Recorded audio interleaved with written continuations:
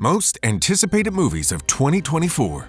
Oh, Denis Villeneuve is back, baby, with the sci-fi sequel we've all been waiting for, Dune Part 2. If you thought the first one was mind-blowing, get ready to have your socks knocked off with this next installment. Meow!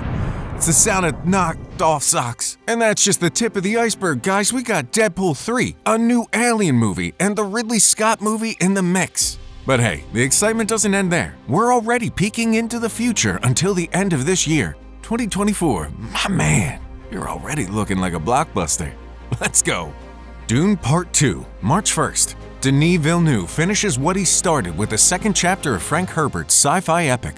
It's been over 2 years since Dune premiered on our small screens. Such a loss that I saw it on my laptop. But that also means that it's been 2 years of waiting to see one of these massive sandworms on the big screen this time.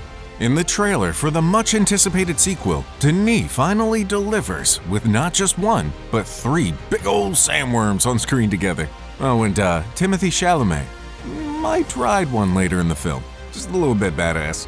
In this second part, he'll save the universe from a freaky, hairless, feral-looking Austin Butler who plays the evil Feyd-Rautha Harkonnen. Kung Fu Panda 4, March 8th. Now you might want to hide your dumplings, folks, because Kung Fu Panda is back with a kick-butt 4th installment. And things are about to get seriously spiritual. Our favorite rotund martial artist, Po, is on a quest for enlightenment. Yeah, you heard right. The dude's aiming to become the spiritual leader of the Valley of Peace. Po, the Dragon Warrior, is leveling up, and I'm here for it. But of course, it wouldn't be a Kung Fu Panda movie without a villain to spice things up. Enter the shape-shifting chameleon.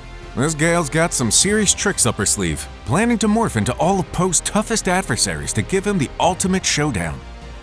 Furiosa, a Mad Max saga, May 24th. The legendary director George Miller makes a triumphant comeback with the highly anticipated Mad Max prequel, Furiosa. We've got Anya Taylor-Joy stepping into the shoes of the iconic Imperator. Didn't know that was her first name. Didn't know that was a name. Furiosa, originally played by Charlize Theron in Fury Road. Now, this casting choice has sent everyone into a frenzy. Everyone's buzzing with excitement, eager to see how Anya Taylor-Joy brings her own flair to this beloved character. Joining Taylor-Joy on this dystopian roller coaster are the talented duo of Chris Hemsworth and Tom Burke. The catch? We've got no clue about their roles. But what we know is that you can bet your last dollar that Furiosa is cooking up some heart-pounding action and jaw-dropping visuals one would expect from the Mad Max universe. Kingdom of the Planet of the Apes, May 24th.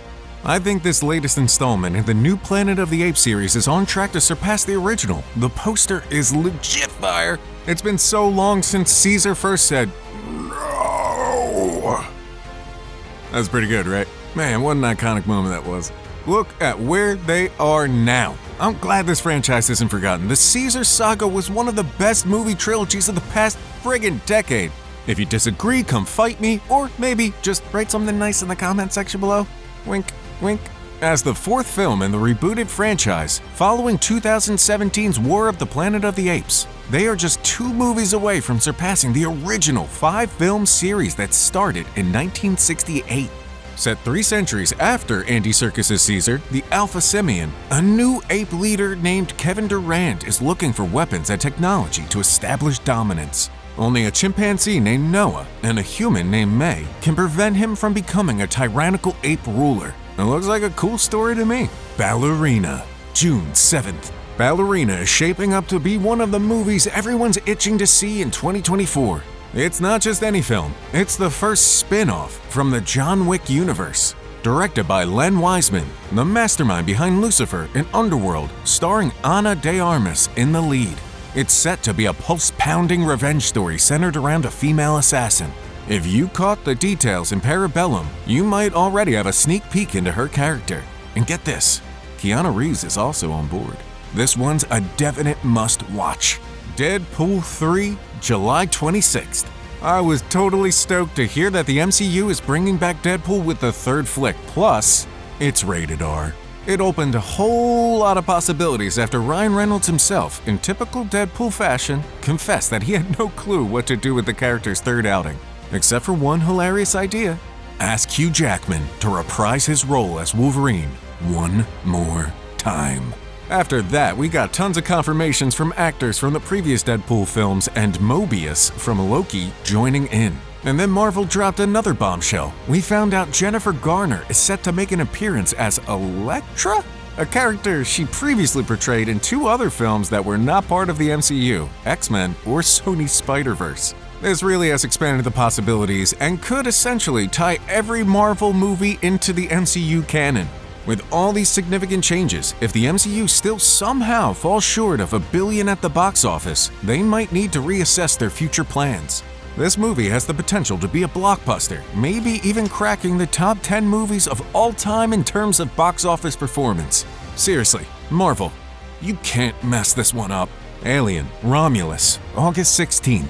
I don't have a ton of details about director Fede Alvarez's contribution to the Alien series. Hey, I'm just glad this film finally has a title.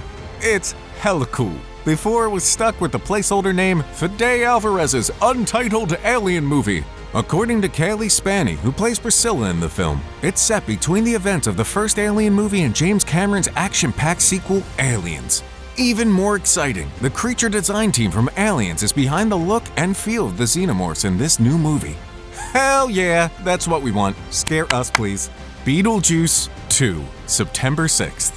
Now, before I move on to talking about this film, I have to say that in recent years, the film industry has witnessed a rising trend of sequels. I wasn't even trying to include all sequels on this list, and here I am with only sequels and new installments in a franchise.